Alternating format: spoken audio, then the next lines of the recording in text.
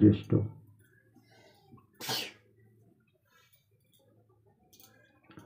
বলছে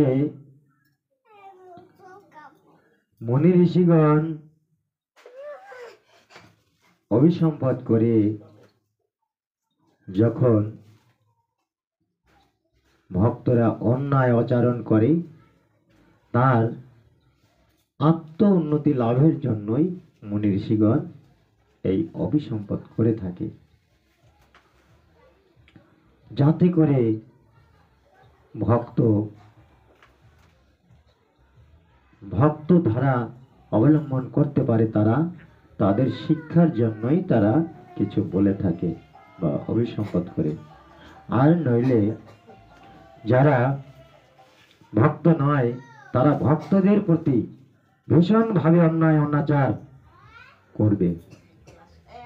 তাই মুনি ঋষিগণ সেই কারণেই যাতে সে আত্ম উন্নতি লাভ করতে পারে এই কারণে তারা অভিসম্পাদ করে থাকে।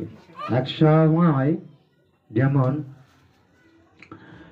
নলগ্রীব এবং মণিগ্রীব কুবেরের দুই পুত্র, ধনশালী কুবের তার দুই পুত্র, তারা মদপায়ী মানে মদ খায়, নেশাগ্রস্ত, অন্যায় অনাচার করে বেড়ায়। তো ওরা এক সময় এক সরোবরে দেবাঙ্গনাদের সঙ্গে অপ্সরাদের সঙ্গে জল ক্রীড়া করছিলেন। পরিশেষে তারা ওই দেবাঙ্গনাদের সঙ্গে রতি ক্রীড়ার চেষ্টা করে। এই সময় সেইখান দিয়ে নারদ মুনি যাচ্ছিলেন। নারদ মুনিকে দেখেও তারা নির্লজ্জের মতো ব্যবহার করেছিল।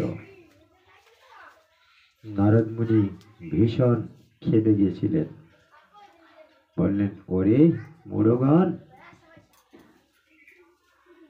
তোদের ঠিক, তোদের কোনো কাণ্ড জ্ঞান নাই, তোরা পরজন্মে বৃক্ষ হয়ে জন্মা,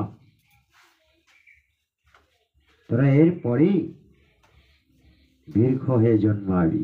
অভিসম্পাদ করলেন নারদ মুনি। যখন দেখলেন যে নারদ মুনিকে দেখেও তারা বস্ত্র পরিধান করলো না, দেবাঙ্গনারা তারা বস্ত্র পরিধান করলো, কিন্তু কুবেরের দুই ছেলে নলগ্রীব এবং মণিগ্রীব তারা নগ্ন অবস্থায় রইলেন।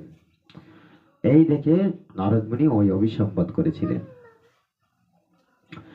এখন তাদের জ্ঞানের চেতনা ফিরল ওই মণিগ্রীব এবং নলগ্রীবের, যে হাই এখন কি করি, আমাদের অভিসম্পাদ করছে, জ্ঞান ফিরছে।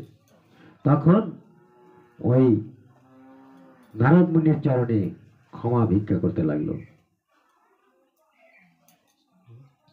প্রভু, আমরা মহা অপরাধী, আমাদের কাণ্ড জ্ঞান নাই, আমরা যা করেছি তা আমাদের মানে পাপের শেষ নাই, আমাদেরকে ক্ষমা করো, আমাদেরকে কোনো উপায় বলে দিন।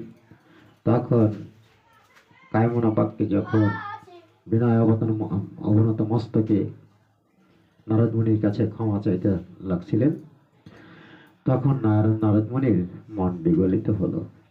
তখন তিনি বললেন, তোমরা বৃক্ষ হয়ে জন্মাবে, তবে যেখানে সেখানে জন্মাবে না, নন্দের আলয় বৃক্ষ হয়ে জন্মাবে।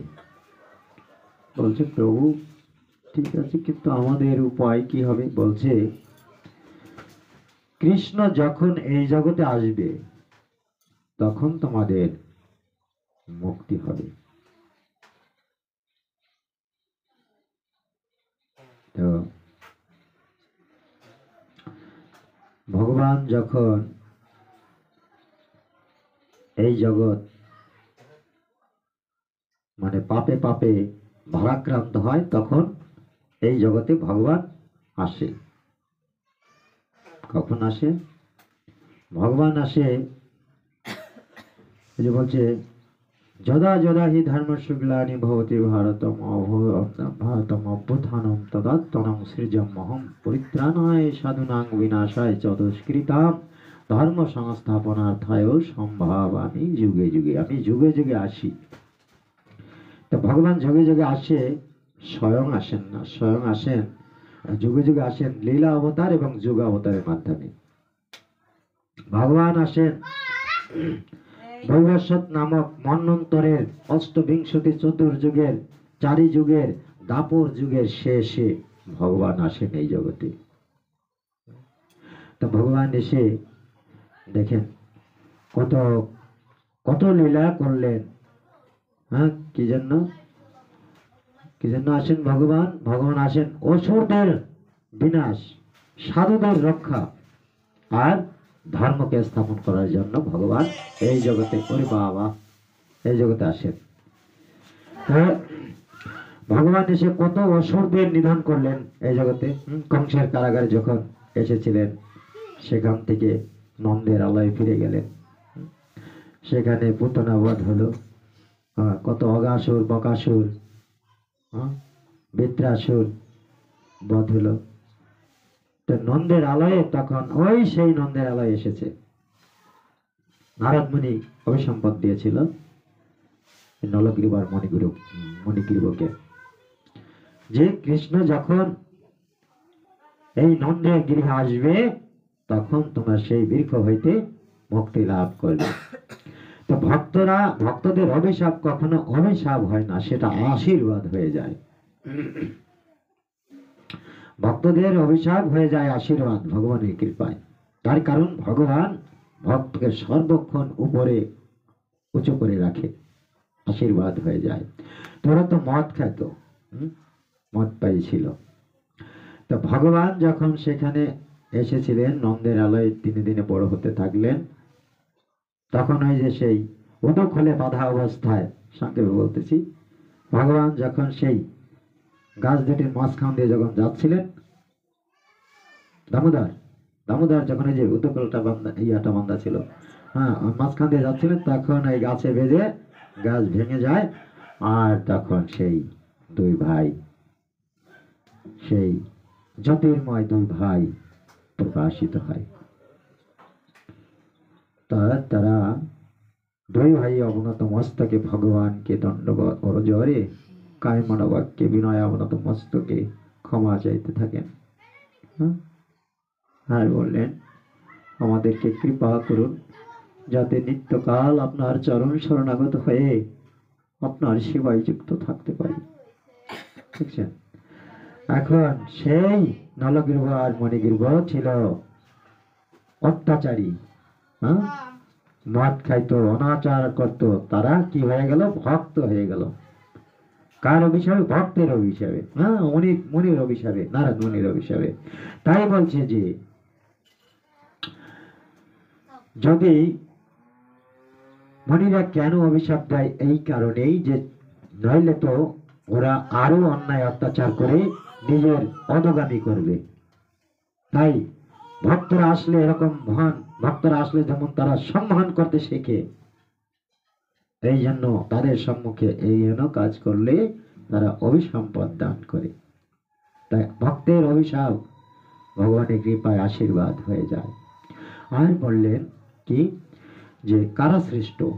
নিতাই এবং হরিদাস ঠাকুর, তারা তো ভক্তদের তো মারতই না, আরো কৃপা দান করতো। হ্যাঁ, ঠিক আছে। নিত্যানন্দ প্রভু হরিদাস ঠাকুর যখন হরিনাম করতেছিলেন, তখন জগাই মাধাই সেখান দিয়ে যাচ্ছিল। তাই মাধাই হরিনাম শুনে সে ক্ষিপ্ত হয়ে যায়, বলে, বন্ধ করা এই হরিনাম, তোমার এই নাম আমরা শুনবো না। তো নেতা যখন আবারও কীর্তন করে যাচ্ছিল হরিদাসকে নিয়ে, তখন মাধাই ওই কলসের কানা নিক্ষেপ করেছিল। তা কলসের কানা নিক্ষেপ করায় নিতাইয়ের ললাটে ফেটে যায়, ধর ধর করে রক্ত বেরিয়ে আসে। নিতাই তারপরেও সেই মানে রক্ত চেপে ধরে হরিনাম করছে। তো তো মাদাই আবারও খেপে যায়, কি এরপরে হরিনাম, খেপে যায়। তো এবার জোগাই করলো কি মাদাইকে সম্বরণ করলো। তো এবার পথে লোকজন ভিড় হয়ে গেছিল। হ্যাঁ, তা এরা সাহস পাইছিল না যে এই জগাইয়ার মাথাইকে তারা